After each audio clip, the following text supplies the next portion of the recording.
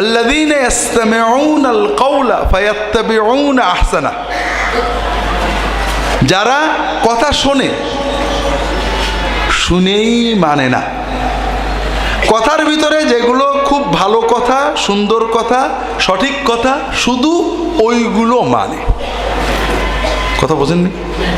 তাহলে মুমিনের ভিতরে, মুমিনকে প্রথম পড়তে হবে এবং শুনতে হবে, তবে শুনেই লাফ মারা যাবে না। শুনে যাচাই করার মতো, ভালো মন্দ যাচাইয়ের মতো একটা যোগ্যতা মুমিনের অর্জন করতে হবে। কথা কি বুঝতে পেরেছেন? এখন আপনারা বলবেন, এটা সব জায়গায় বলে, জানি না চট্টগ্রামের লোকে বলেন কিনা, হুজুররা এক একজন এক এক কথা বলে, আমরা কি করব?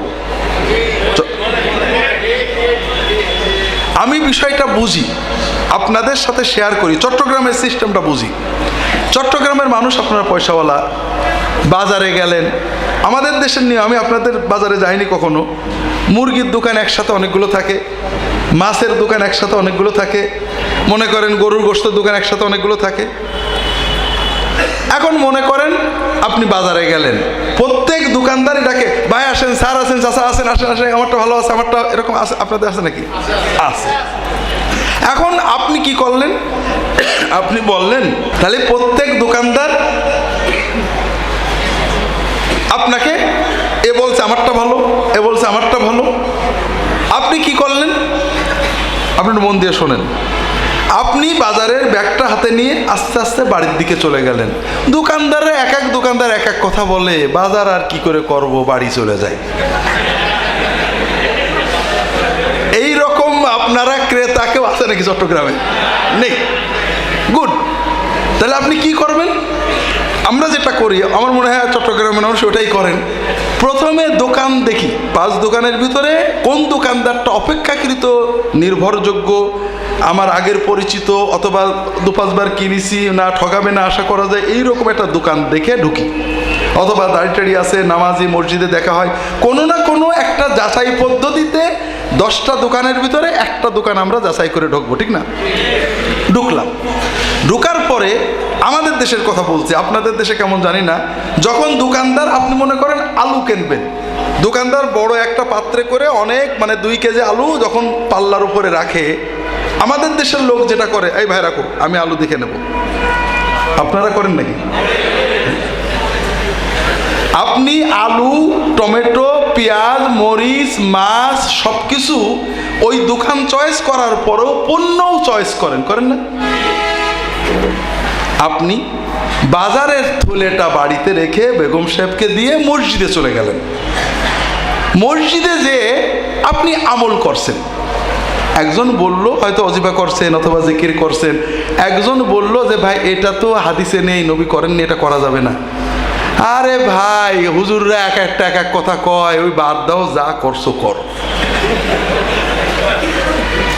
তাহলে কি বোঝা গেল? বোঝা গেল আপনার কাছে পুঁটি মাছ, আলু, টমেটো, পটল, কাঁচামরিচের চেয়ে ইমানের দাম বেশি বোঝা গেল না কম বোঝা গেল? ভাইরা, আল্লাহ তাআলার সাথে বিজনেসের চেয়ে সহজ নেই। আল্লাহ আপনার মনটা শুধু দেখতে চান, কত আবেগ, কত ভালোবাসা, কত আন্তরিকতা দিয়ে আপনি আল্লাহর কাছে যেতে চাচ্ছেন। আপনার কাছে আলুর দাম বেশি হলো, পটলের দাম, পটল, প্রতিটি পটল হাত দিয়ে বেছে নিলেন, দোকান বাছলেন, পণ্য বাছলেন, মাছ বেছে নিলেন।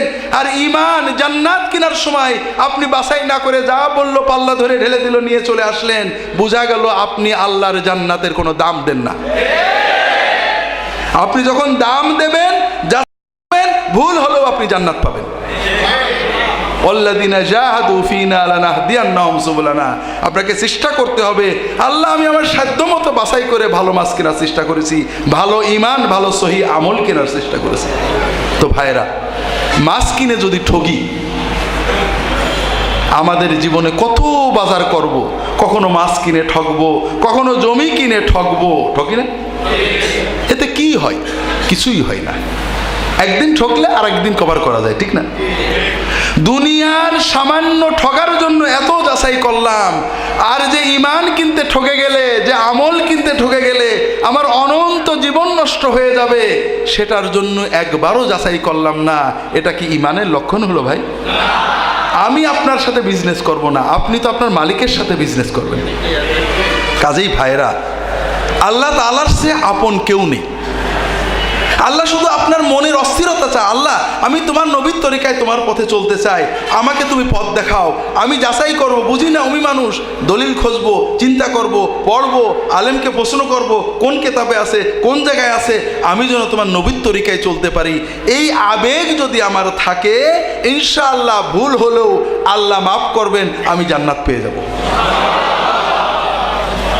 যেটা বলছিলাম ভাইয়েরা, তাহলে আমাদের শুনতে হবে, যাচাই করতে হবে এবং পড়তে হবে। কথা কি বুঝতে পেরেছেন? আমি এ বিষয়ে আর লম্বা বলবো না, এটা হলো আমার ভূমিকা। আপনাদের সব সময়ের জন্য যেটা দরকার, আমি নিজের জন্য, আপনাদের জন্য, আমার ঈমান যদি আমার কাছে পটলের চেয়ে দামি হয়ে থাকে, তাহলে অবশ্যই যাচাই করতে হবে।